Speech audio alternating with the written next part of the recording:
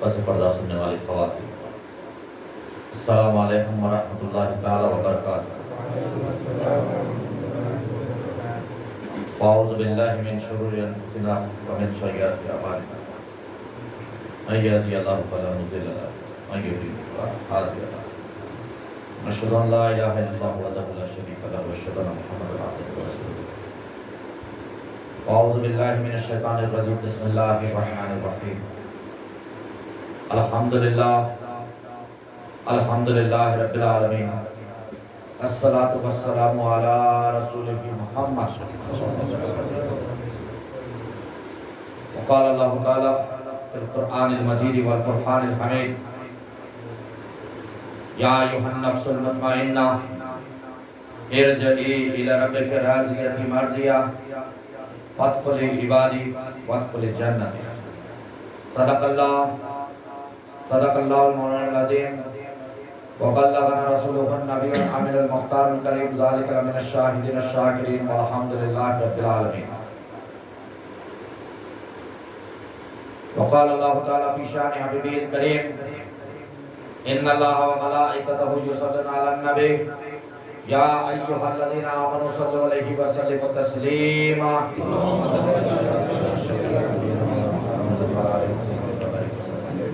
ایک مرتبہ اور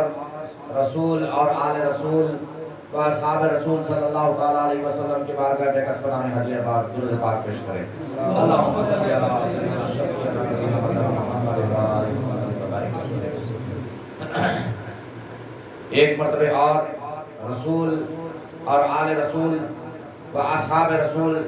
صلی اللہ تعالیٰ علیہ وسلم کی بارگاہ بے کس پناہ میں ہدیہ پاک پیش کریں۔ اللہم صلی علی سیدنا شفیعنا نبینا محمد و آلہ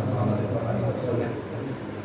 جیسا کہ آپ تمام حضرات اس سے بخوبی واقف ہے کہ میں نے بھی آپ کے سامنے جس چیز کی تلاوت کی یعنی کہ خدا تعالیٰ قرآن مجید، اور اب اس سے بھی ناشنا نہیں کہ جس معروف آیت کریمہ کی میں نے تلاوت کا شرف حاصل کیا، پروردگار عالم ارشاد فرماتا ہے کہ اے نفس المطمئنہ، پلٹ اپنے رب کی طرف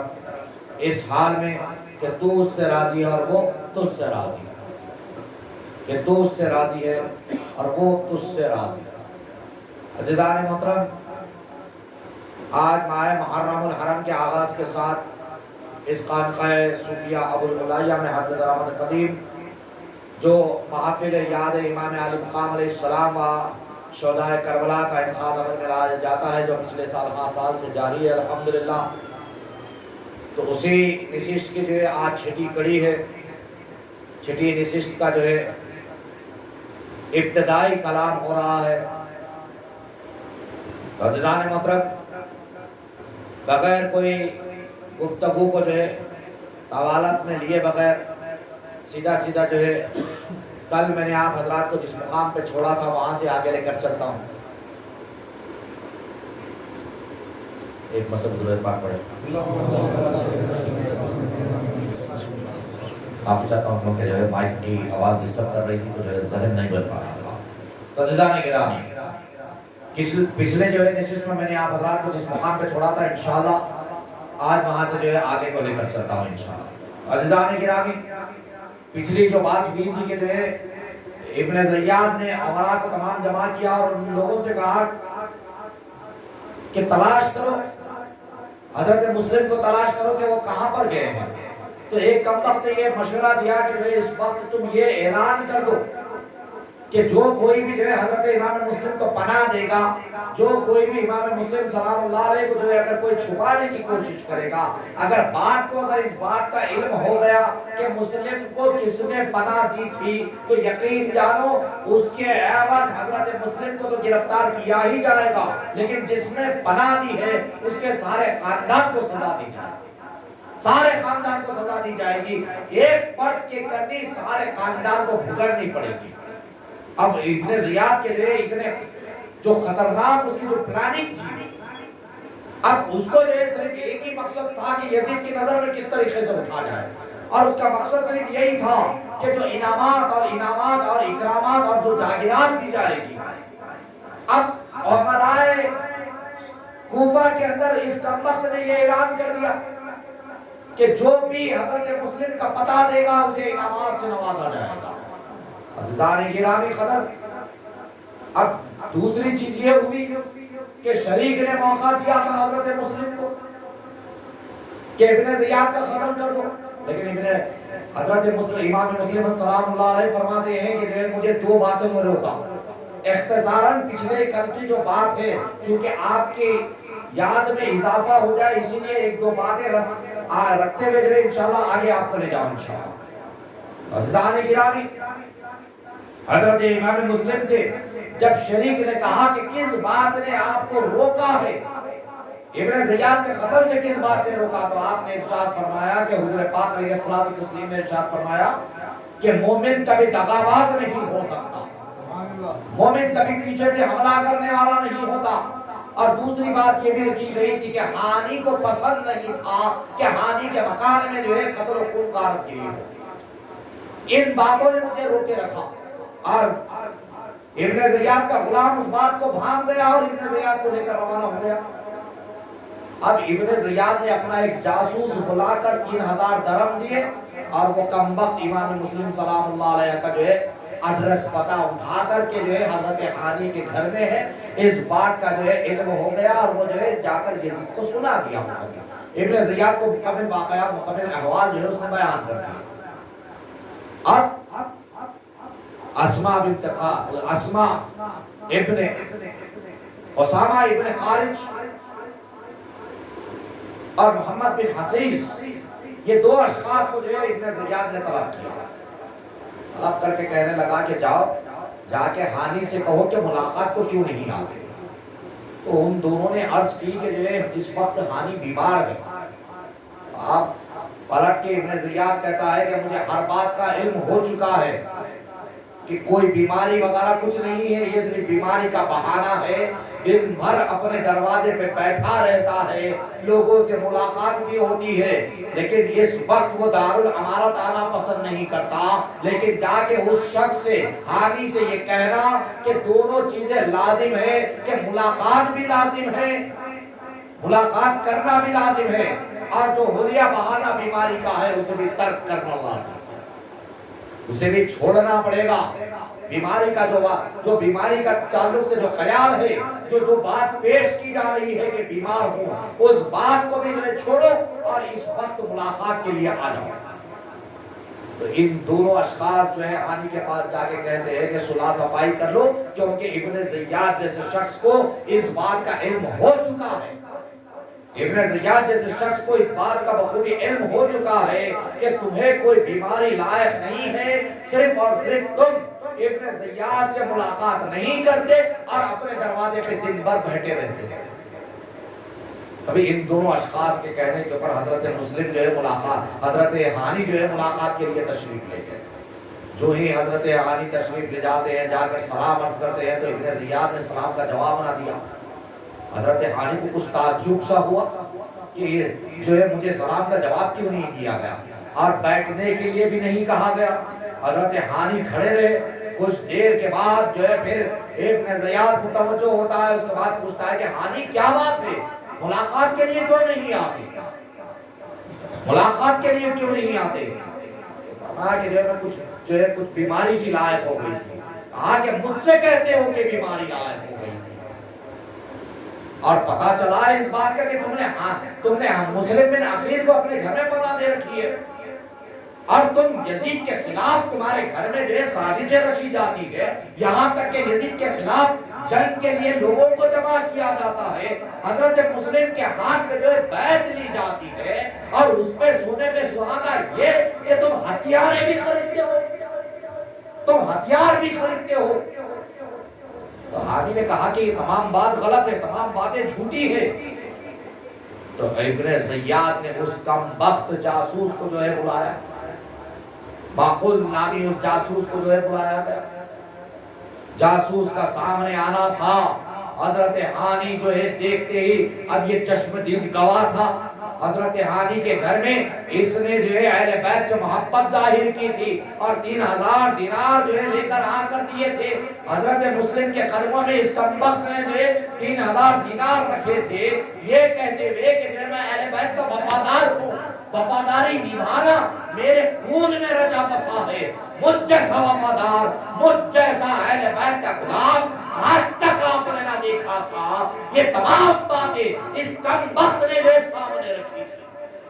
اور اس عینی گواہ کے سامنے حضرت ہانی اب پریشان ہو گئے، پیروں تلے زمین کھسکتی بھی نظر آ گئی۔ آپ نے غنیمت سمجھا، فوری جو ہے ابن زیاد کے دربار میں کہنے لگے کہ جو ہے میں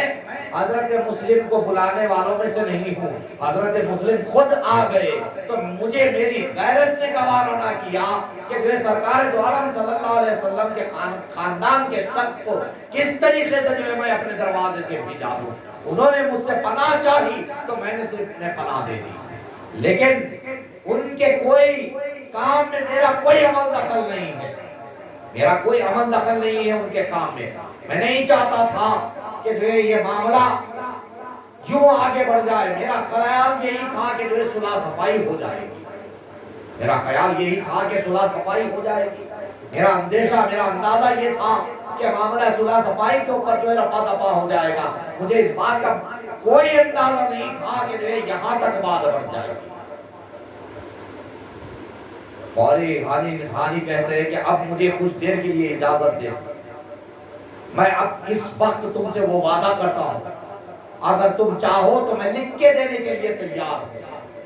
میں اس بات کے اوپر تیار ہوں کہ میں جاؤں گا حضرت مسلم کو اپنے گھر سے روانہ کروں گا، اب وہ جہاں چاہے چلے جائے، وہ جہاں چاہے چلے جائے، میں ان کو روکوں گا نہیں، اور پھر تمہارے پاس واپس چلا آؤں گا اور تمہاری وفاداری میں رہوں گا۔ تو حضرت ہانی کی اس گفتگو کو سننے کے بعد ابن زیاد کہتا ہے کہ تم جانا تو دور کی بات، اپنے مقام سے ہل بھی نہیں سکتے، تم اپنے مقام سے ہل بھی نہیں سکتے، جانا تو درکنار، جانا تو بہت دور کی بات ہے۔ اب حضرت مسلم وہاں گھر میں ہے، ہانی کے گھر میں حضرت مسلم ہے، اب پریشان کن حالات ہے، ہانی کو گئے ہوئے کافی دیر ہو گئی، ہانی کے ساتھ کیا معاملہ پیش ہو رہا ہے حضرت مسلم کو پتا نہیں۔ اب حضرت مسلم پریشانی کے حالت میں جو ہے اپنے گھر میں ٹہل رہے ہیں، اب یہاں ہانی کے ساتھ یہ کمبخت کہتا ہے کہ اس وقت تک تم کو جانے نہیں دیا جائے گا جب تک تم مسلم بن عقیل کو ہمارے حوالے نہ کر دینا۔ تو ہانی کی غیرت گوارا نہ کرتے ہوئے ہانی نے کہا کہ یاد رکھ ابن زیاد، خاندان رسالت کے فرد کو، ان کو تیرے حوالے کرنا تو درکنار، تو ان کی طرف دیکھ بھی نہیں سکتا، تو ان کی طرف دیکھ بھی نہیں سکتا۔ یہ سننا تھا ابن زیاد نے ایک زور سا تماچا آپ کے چہرے پہ رسید کیا، اتنا زوردار مار آپ کے چہرے پہ مارا گیا کہ آپ کی آبرو بھی ٹوٹ گئی اور آپ کی ناک کی ہڈی بھی ٹوٹ جاتی ہے، اور آپ کے چہرے مقدس سے خون نکلنا شروع ہو جاتا ہے، خون نکلنا شروع ہو جاتا ہے۔ تو اتنے میں ایک دوسرا شخص اٹھ کے کہتا ہے کہ امیر کا بھلا ہو، امیر مجھے اجازت دے تو میں کچھ دیر کے لیے ہانی سے گفتگو کرنا چاہتا ہوں، اگر امیر مجھے اجازت دے تو میں امیر جو ہے ہانی سے گفتگو کرنا چاہتا ہوں۔ تو ابن زیاد اجازت مرمت فرماتا ہے، وہاں جو ہے وہ شخص بازو لے کر حضرت ہانی سے گفتگو کرتا ہے، کیوں تم اپنے آپ کو ہلاکت میں ڈالتے ہو، کیوں کر کے تم اپنے قبیلے کو ہلاکت میں ڈالنا چاہتے ہو، ملک شام سے فوجیں روانہ ہو چکی ہے، یہ ابن زیاد جیسا سخت ترین آدمی ہے، ویسے ہی سخت ترین لوگ اس وقت وہاں سے جو ہے آ رہے ہیں، پھر تمہارے قبیلے کا کیا ہوگا، کون مقابلہ کر سکے گا، کس میں اتنی جرأت ہے کہ جو ہے ملک شام کی فوجوں سے مقابلہ کر سکے، کوئی مقابلہ نہیں کر سکتا، تو لا محالہ تم جو ہے حضرت مسلم کو حوالے کر دو۔ تو آپ فرماتے ہیں کہ یاد رکھو میں خاندان رسالت سے محبت کرنے والا فرد ہوں، اہل بیت کی محبت میرے دل میں ہے، اور اللہ نے اس وقت مجھے بھی طاقتور بنایا ہے، میرے ساتھ بھی جو ہے کئی سینکڑوں کے لوگ ہیں، اگر یہ میری جانب اگر ایک نظر بھی اٹھا کر دیکھ لے تو یاد رکھو اس کے خلاف تلواریں چمکتی ہوئی نظر آئیں گی، اس کے خلاف تلواریں چمکتی ہوئی نظر آئے گی۔ اس تمام گفتگو کو ابن زیاد سن رہا تھا بغور، اور جلال کی کیفیت میں آ کے کہنے لگا کہ اس نے اپنا خون ہم پہ مباح کر دیا، ہانی اس نے جو ہے اپنا خون ہم پہ مباح کر دیا، اب لہذا جو ہے ہم اس کے ساتھ جو بھی معاملہ کرے وہ ہمارے لیے جائز ہوگا۔ رضوان ملت اسلامیہ، اس کے بعد جو واقعہ ہوتا ہے حضرت ہانی کو گرفتار کر لیا گیا۔ ادھر حضرت امام مسلم سلام اللہ علیہ اپنے ایک قریبی قاصد کو جو ہے طلب فرماتے ہیں، اس کے بعد حکم فرماتے ہیں کہ جاؤ دیکھو تلاش کرو اور جو ہے پوری جو ہے اطلاع کرو کہ جو ہے معاملہ آخر ہوا کیا ہے، حضرت مسلم کا کیا حال ہے۔ اور یہاں کوفہ میں یہ جو ہے بات جو ہے گشت کرنے لگی کہ حضرت مسلم کو جو ہے شہید کر دیا گیا، حضرت ہانی کو جو ہے شہید کر دیا گیا۔ اب افواہ جو ہے پوری کی پوری بازار گرم ہو گیا، افواہ گشت کرنے لگ گئی، افواہ گشت کرنے لگے، بازار گرم ہو گیا کہ حضرت ہانی کو شہید کر دیا گیا۔ تو اب حضرت ہانی کے قبیلے کے لوگ سینکڑوں کی تعداد میں دارالامارت کو گھیرے میں لے لیے۔ اب سب کی ہاتھوں میں تلوار ہے اور سب کی زبان پہ ایک ہی لفظ ہے کہ اب بدلہ لیں گے، اور تمام کی زبان سے نکل رہا ہے کہ انتقام بلند ہو، انتقام لیا جائے گا، حضرت ہانی کے قتل کا انتقام لیا جائے گا۔ مسلسل صدا در صدا ہونے لگی، صدا در صدا ہونے لگی۔ تو اب چونکہ یہاں پہ ہزاروں کا مجمع ہے اور یہاں دارالامارت میں صرف 50 لوگ ہیں، ابن زیاد کے ساتھ آئے ہوئے 30 لوگ جو دارالامارت میں رات میں جو داخل ہوئے تھے وہ لوگ، اور دوسرے 20 جو ہے امرائے کوفہ تھے۔ اب ان تمام لوگوں کی کیفیت غیر ہونے لگی کہ باہر ہزاروں کا مجمع ہے۔ تو ابن زیاد بڑا چالاک شخص تھا، فوری اس نے قاضی شہر کو طلب کیا، قاضی شہر کو طلب کر کہنے لگا کہ آپ اس کے ساتھ جائے، جا کر جو ہے آپ وہاں پر دیکھ لے کہ حضرت ہانی بخیر حیات ہے، اور چھت پر دارالامارت کے چڑھ کے لوگوں سے کہہ دے کہ یہاں حضرت ہانی زندہ ہے، اور اپنے ایک قاصد کو ساتھ کر دیا، کر کے کہنے لگا کہ آپ کو کہنا صرف اتنا ہی ہے کہ میں نے اپنی آنکھوں سے دیکھ لیا ہے کہ حضرت ہانی زندہ ہے، بخیر حیات ہے، اس سے بڑھ کر کوئی اور لفظ نہ کہتی ہو اور کوئی لفظ نہ کہنا پڑے گا۔ تو جب قاضی شہر جب دربار کے ساتھ اندر داخل ہوتے ہیں، دیکھتے کیا ہے کہ حضرت ہانی خون آلود ہو چکے ہیں، آپ کے چہرے مقدس سے مکمل خون روا ہے، خون کے جو ہے پورے چھیٹے جو ہے آپ کے جسم مقدس کے اوپر پڑے ہوئے ہیں۔ جب دیکھا گیا تو آپ فرماتے ہیں، آپ نے جب دیکھا تو جو ہے حضرت ہانی جب قاضی شہر کو دیکھتے ہیں تو پلٹ کر کہتے ہیں کہ جو ہے اگر آپ میرے لوگوں تک یہ پیغام پہنچا دے کہ میں اس وقت گرفتار ہوں، تو یقین جانیے ایک 10 لوگ بھی اگر اندر داخل ہو گئے تو میں بحفاظت تمام باہر نکل سکتا ہوں،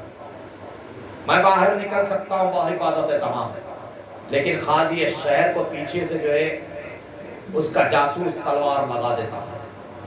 پیچھے سے خنجر لگا دیا گیا کہ آپ کو کہنا صرف اتنا ہی ہے جتنا آپ کو کہنے کے لیے کہا جا رہا ہے، صرف اتنے الفاظ کا استعمال کرو کہ ہانی بقید حیات ہے، میں نے اپنی آنکھوں سے دیکھ لیا۔ یہ سننے کے ساتھ فوری جو ہے آپ قاضی شہر چھت پر ٹھہر کر اعلان کرتے ہیں، قاضی شہر چھت پر ٹھہر کر اعلان کرتے ہیں،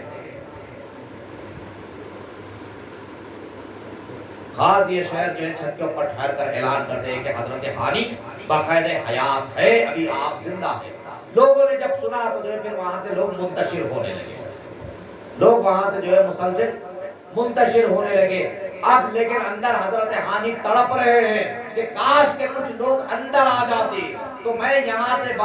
باعزت تمام رہا ہو کر روانہ ہو جاؤں، لیکن وہاں پیغام یہ دیا جا چکا تھا کہ حضرت ہانی بقید حیات ہے۔ اب آپ کا جو ہے سننا تھا، لوگ منتشر ہو گئے، تمام کے تمام سینکڑوں کا ہزاروں کا جو مجمع تھا وہ منتشر ہو گیا۔ لیکن یہاں حضرت مسلم کو جو ہے اس بات کی اطلاع ملی کہ آپ کو جو ہے مار مار کر زخمی کر دیا گیا ہے، اور آپ کے ساتھ آنے والے اسامہ کو بھی جو ہے اس وقت گرفتار کر لیا گیا، اور اسامہ نے جو مخالفت کی آپ کو بھی جو ہے گرفتار کر لیا گیا، اور ابن زیاد ظلم ڈھا رہا ہے۔ یہ سننا تھا تو امام مسلم علیہ السلام نے جو ہے عرض کی، ارشاد فرمایا کہ اپنے لوگوں کو جمع کرو۔ ایک آواز پہ جو ہے 4000 کا لشکر جمع ہو گیا۔ کچھ لمحات نہیں گزرتے حضرت امام مسلم کے ساتھ 18000 کا لشکر جمع ہوتا ہے۔ یہ لشکر جب دارالامارت کے قریب پہنچتا ہے تو مکمل جا کر یہ لشکر 40000 کی تعداد میں تبدیل ہو جاتا ہے، 40000 40,000 کی تعداد میں لشکر تبدیل ہو جاتا ہے۔ جب دارالامارت کو گھیر لیا گیا تو اس وقت بھی حضرت مسلم نے اپنے دامن سے، اپنے ہاتھوں سے جو ہے صبر کو نہیں چھوڑا۔ اگر چاہتے حضرت امام تو اسی وقت ایک وقت کا حملہ ہوتا تو دارالامارت کے پرچھے اڑ جاتے، دارالامارت کی اینٹ سے اینٹ بجا دی جاتی، لیکن امام مسلم کی ذات تھی۔ نہتوں کے اوپر اسلام کہتا ہے کہ کبھی نہتوں کے اوپر حملہ نہ کرنا، اسلام کہتا ہے کہ کبھی خواتین پہ حملہ نہ کرنا، اسلام کہتا ہے کہ کبھی بچوں کے اوپر حملہ نہ کرنا، اسلام کہتا ہے کہ مجبوروں کے اوپر کبھی حملہ نہ کرنا۔ یہ اسلامی تعلیمات تھی، یہ رسول کی تعلیمات تھی، یہ اللہ کے احکامات تھے، جس کے اوپر حضرت مسلم عمل پیرا 40,000 کا لشکر دارالامارت کے اطراف گھیرا ہوا، اگر ایک آواز دیتے تو دارالامارت کے پرچھے اڑا دیے جاتے، ان 50 لوگوں کے 50,000 ٹکڑے کر دیے جاتے۔ ابن زیاد کا کیا حشر ہوتا، تاریخ لکھنے پر مجبور ہو جاتی، لیکن یہ خاندان رسالت کی شخصیت تھی، یہ خاندان رسالت کا فرد تھا، جو خاندان دنیا کو ایمان سے آشنا کرایا۔ اللہ کی عبادت کرنے کا طریقہ اگر کسی نے سکھایا تو وہ خاندان رسالت نے سکھایا، اللہ کے رسول سے محبت کرنے کا طریقہ اگر کسی نے سکھایا تو وہ خاندان رسالت نے سکھایا۔ عزیزان ملت اسلامیہ، حکم دیا گیا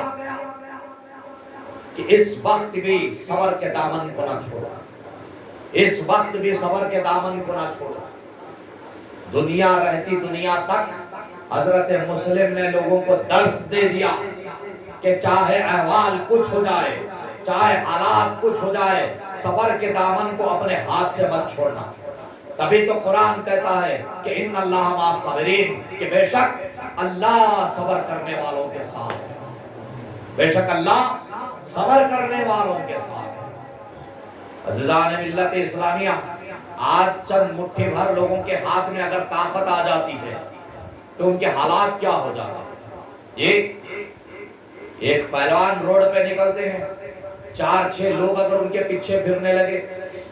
تو پھر ان کے حالات کس قدر جو ہے، یہاں تک کہ جو ہے خیر مجھے کوئی دوسری طرف جانا نہیں ہے، زمین کے اوپر کوئی شخص اکڑ کے اگر چلتا ہے تو کل روز محشر زمین کا وہ خطہ، زمین کا وہ ٹکڑا اللہ کے حضور گواہی دے گا، اور وہ جب زمین کے نیچے یہ شخص پہنچے گا تو اللہ کے حکم سے زمین اس شخص کو یوں دبائے گی کہ اس سمت کی پھسلیاں اس سمت داخل ہوگی اور اس سمت کی اس سمت داخل ہو جائے گی۔ پھر اللہ کے رسول نے جو ہے اپنے ہاتھوں کو یوں ملا کر بتایا کہ اس کی پھسلیوں کا یہ عالم ہوگا، پھسلیاں آپس میں ایک دوسرے کے اندر اس طریقے سے دھس جائے گی جو زمین کے اوپر تن کے اور اکڑ کے چلتے ہیں۔ وہاں 40,000 کے لشکر کے باوجود دامن مصطفیٰ کو نہیں چھوڑا، تعلیمات مصطفیٰ کو نہیں چھوڑا، کلام اللہ کو نہیں چھوڑا۔ میرے آقا سرکار دو عالم صلی اللہ علیہ وسلم کی حدیث پاک، میرے آقا ارشاد فرماتے کہ لوگوں میرے بعد میں تم میں 2 چیزیں چھوڑے جا رہا ہوں، ایک کتاب اللہ، دوسری میری عطرت یعنی کہ میرے اہل بیت۔ اگر تم ان کو تھام لو گے تو رہتی دنیا تک کے لیے فلاح اور کامیابی تمہاری ہو گئی، فلاح اور کامیابی تمہاری ہو گئی اگر تم ان دونوں کو تھام لو گے۔ تو یہاں اہل بیت کا فرد مسلم اس وقت دنیا کو درس دے رہا ہے جس وقت دشمن خود ان کے قتل کے در پہ ہے، دشمن اس وقت خود ان کے قتل پہ در پہ ہے، اس کے باوجود حضرت مسلم دنیا کو یہ درس دے رہے ہیں کہ یاد رکھو لوگوں، اس وقت بھی نہ تم کتاب اللہ کو چھوڑنا، نہ سنت رسول اللہ کو چھوڑنا، نہ تم کتاب اللہ کو چھوڑنا، نہ تم سنت رسول اللہ کو چھوڑنا۔ آپس میں انتشار آج ہمارے گھروں کے اندر کتنا ہے، غور کرو، غور کرو، کتنے ایسے گھر ہیں جن گھروں کے اندر جو ہے کتاب اللہ کے اوپر عمل ہوتا ہے، کتنے ایسے گھر ہیں جس میں جو ہے سنت رسول اللہ کے اوپر جو ہے عمل ہوتا ہے، کتنے ایسے گھر ہیں جہاں پہ اہل بیت کی تعلیمات کے اوپر عمل پیرائی ہوتی ہے۔ عزیزان ملت اسلامیہ، حضرت مسلم نے اس وقت بھی صبر کے دامن کو اپنے ہاتھوں سے نہ جانے دیا، اور تب بھی یہی چاہتے تھے کہ کوئی صلح صفائی ہو جائے، تب بھی یہی چاہتے تھے کہ کوئی ٹاک ہو جائے، کوئی گفتگو ہو جائے، کوئی ایک ایسی سٹنگ ہو جائے جس کے چلتے جو ہے سارا معاملہ کا رفع دفع ہو جائے، سارے معاملے کے صلح صفائی ہو جائے۔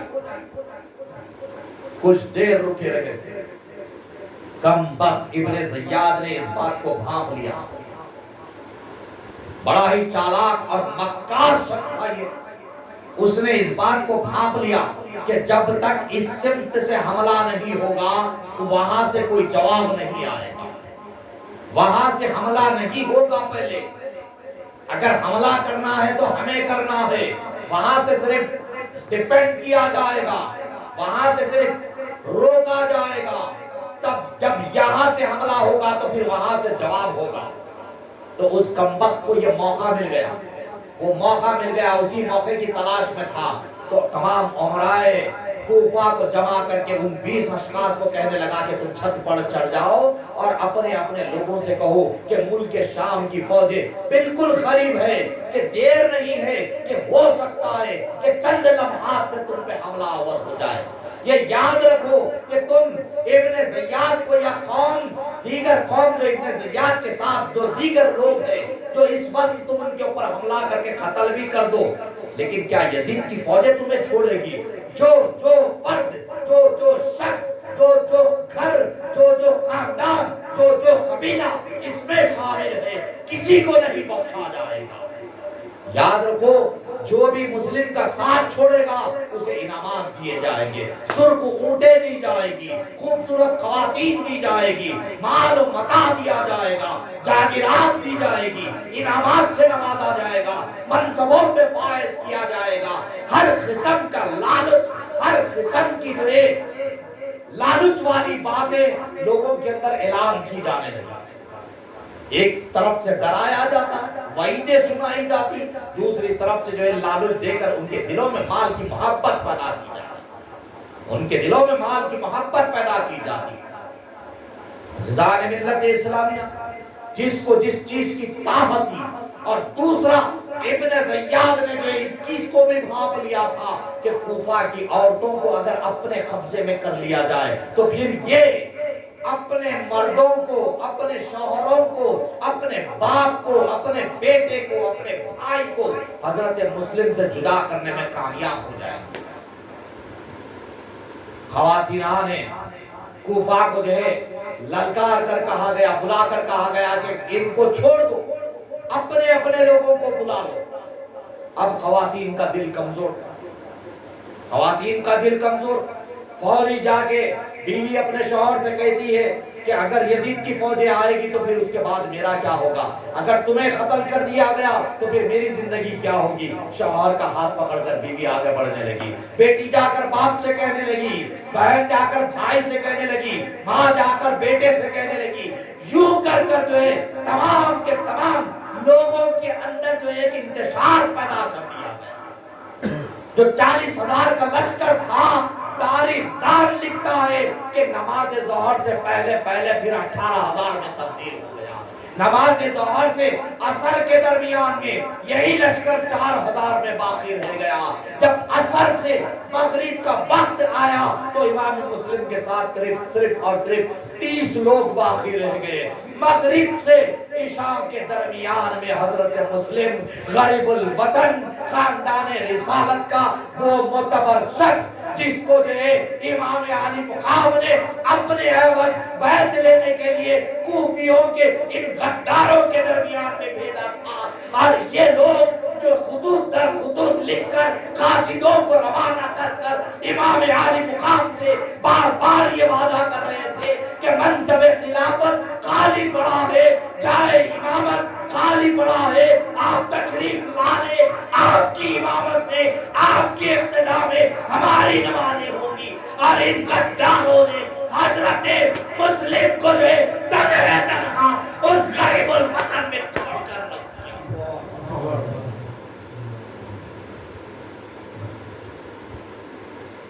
تنہا کر دیا۔ شان رسالت کا شخص تنہا پیدل سوار کمر پر تلوار حمائل کیے ہوئے سر پہ عمامہ سجائے ہوئے تنہا ہو گیا مسلم اس وقت.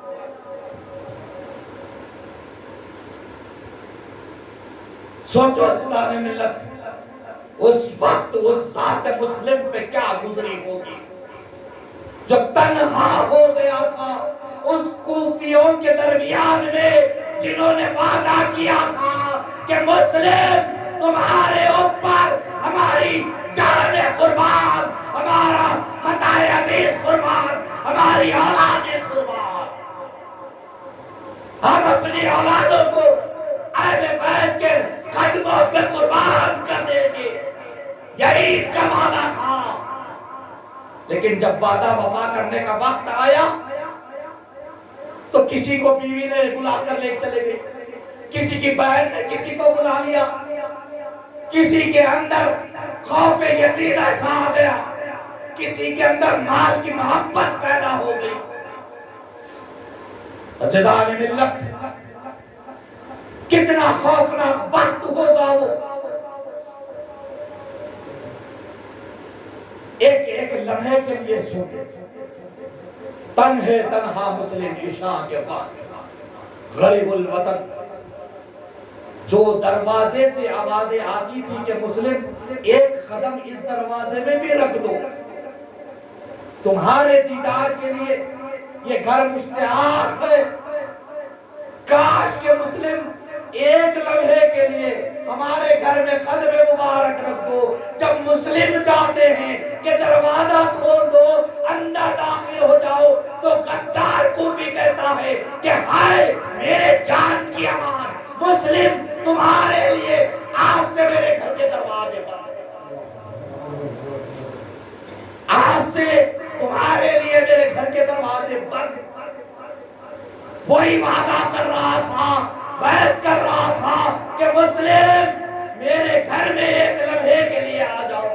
جب مسلم آنا چاہتے ہیں تو دروازے بند کر دیے جاتے ہیں. جب مسلم آنا چاہتے ہیں تو گھر کے دروازے بند کر دیے جاتے ہیں. عزیزان ملت خوف و ہراس سے آزمایا جائے گا. قرآن کہتا ہے کہ بے شک ہم تمہیں آزمائیں گے. کیسے آزمایا جائے گا؟ خوف و ہراس کے ذریعے سے آزمایا جائے گا. مال و متاع میں نقصان دے کر آزمایا جائے گا، تمہاری آلات میں نقصان دے کر آزمایا جائے گا، یہاں تک کہ تمہاری جانوں میں تم کو نقصان دے کر آزمایا جائے گا. اور ایسے ہی لوگ ہیں جن کے پائے استقامت میں لغزش نہیں آتی. اللہ انہیں کے متعلق فرماتا ہے ان اللہ مع الصابرین، کہ بے شک اللہ صبر کرنے والوں کے ساتھ ہے. اور شان عملی طور پر جو ہے وہ واقعات حضرت مسلم کے ساتھ ہو رہے ہیں. خوف و ہراس کا معاملہ، مال و متاع میں نقصان. دونوں شہزادگان قاضی شہر کے پاس 8 سال اور 7 سال کے صاحبزادے حضرت محمد و ابراہیم دونوں قاضی شہر کے ساتھ پاس موجود. اب یہاں مسلم تنہا ہر در پہ جاتے ہیں، ہر دروازہ بند. ایک آگے بڑھتے ہیں تو ایک بوڑھی مائی ہے توا نامی جو دروازے کے پاس بیٹھے لا الہ الا اللہ کا ورد کر رہی ہے. آپ جب قریب پہنچتے ہیں تو مائی پوچھتی ہے کہ آپ کون؟ فرمایا کہ غریب الوطن ہو، پیاس لگی ہے، تم کیا تھوڑا پانی پلا سکتی ہو؟ تو حضرت مسلم کو مائی توا اندر جا کر پانی لے کر ٹھنڈا پیالہ عطا فرماتی ہے، لے کر آ کر نظر پیش کرتی ہے. وہ حضرت مسلم پی لیتے ہیں، مائی نہیں جانتی کہ یہ کون. پانی پی لیا گیا. اس کے بعد پھر جو پیالہ اندر رکھنے کے لیے گئی، واپس آتی ہے تو حضرت مسلم پھر وہیں پر بیٹھے ہیں. دیکھ رہا تھا، مائی پوچھتی ہے کہ آپ ہے کون؟ تو فرمایا کہ میں وہی بد نصیب غریب الوطن شخص ہوں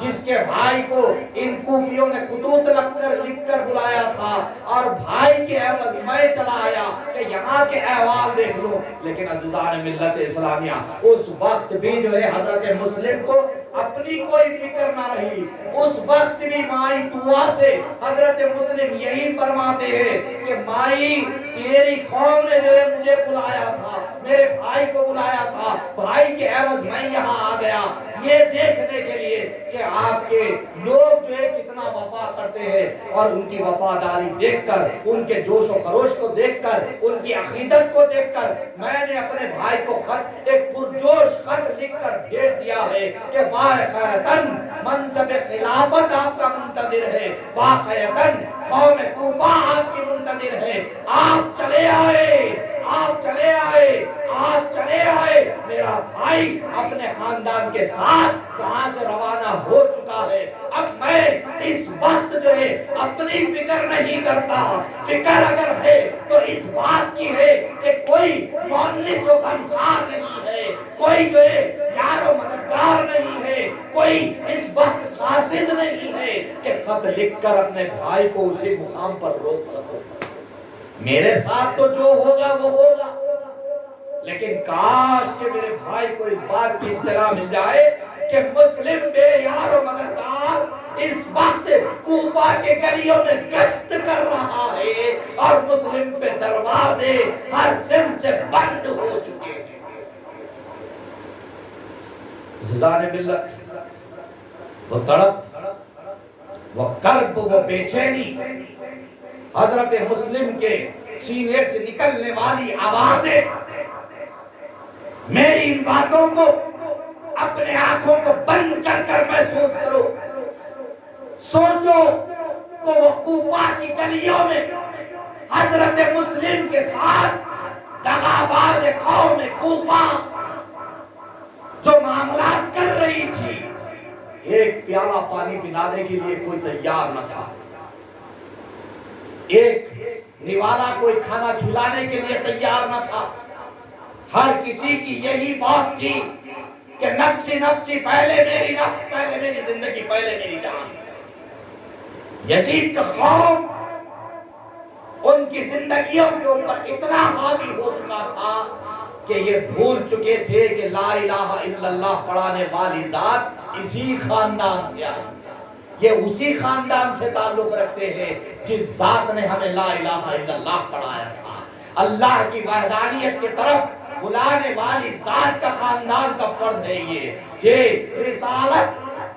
یہ وہی خاندان ہے جس نے ہمیں کلمہ دیا ہے، یہ وہی خاندان ہے جس نے ہمیں نماز دی ہے، یہ وہی خاندان ہے جس نے ہمیں زکوٰۃ دی ہے، یہ وہی خاندان ہے جس نے ہمیں روزہ دیا ہے۔ ارے انہی کے نانا کے طفیل تو سب کچھ ملا، دین ملا، نبی بھی ملا، رب بھی ملا۔ زان ملت اسلامیہ، وحدانیت کی بات، رسالت کی بات، کتاب اللہ کی بات، یہ سنتوں کی بات، لیکن آخر میں کیا؟ میانوں سے تلواروں کو جدا کر کر حسین کا سر قلم کرنے کی بات، حسین کا سر قلم کرنے کی بات، جبکہ میرے آقا سرکار دو عالم صلی اللہ علیہ وسلم فرماتے ہیں کہ میں حسین سے ہوں اور حسین مجھ سے ہے، میں حسین سے ہوں اور حسین مجھ سے ہے، کہ اے اللہ تو حسین، جو حسین سے محبت کرتا ہے تو اس سے بھی محبت فرما، اور جو حسین سے محبت، جو حسین سے بغض کرتا ہے تو اس کا حساب فرما۔ تو اب کس کے دل میں حسین سے محبت؟ یہاں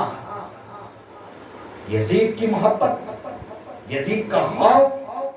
مال سے محبت، مال چلے جانے کا خوف، اولاد سے محبت،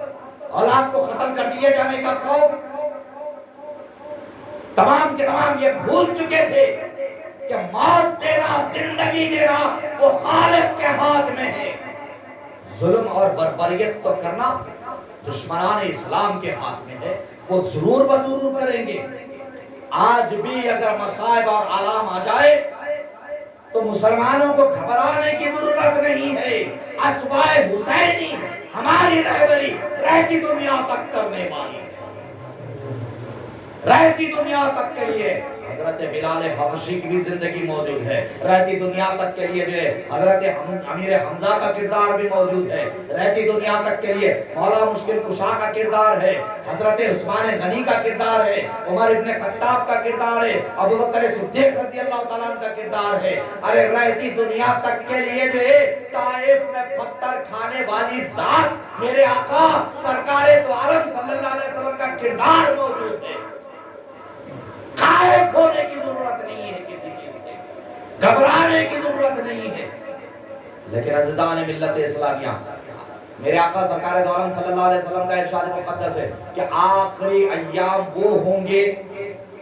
جب لوگوں کو اپنے ایمان کی حالت پہ رہنا بہت مشکل ہو جائے گا. دیگر اقوام تم پہ ایسا ٹوٹ پڑے گی جیسے گدھ جو ہے مردار پر ٹوٹ پڑتی ہے. تو صحابہ نے پوچھا کہ یا رسول اللہ کیا اس وقت ہم تعداد میں کم ہو جائیں گے؟ تو میرے آقا نے فرمایا کہ تعداد میں کم نہیں ہوں گے, ایمان کمزور ہو جائے گا. اللہ اکبر کبیرہ.